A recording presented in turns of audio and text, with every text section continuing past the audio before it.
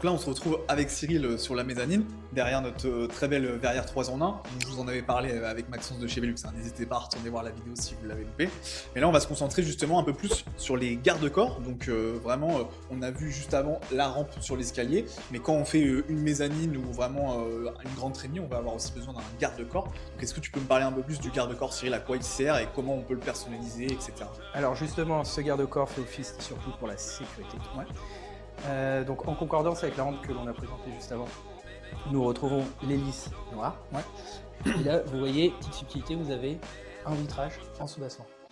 Nous ne pouvons pas, justement, pour des questions de normes et de sécurité, Bien sûr. nous ne pouvons pas mettre d'hélice jusqu'en bas, parce que sinon, ça fait un peu office d'échelle pour les enfants. Exactement. Et ils peuvent se retrouver à tomber du côté. C'est ça. Ce qu'il faut bien préciser, je pense, pour vous qui nous regardez, c'est que ces garde-corps-là sont vraiment aux normes.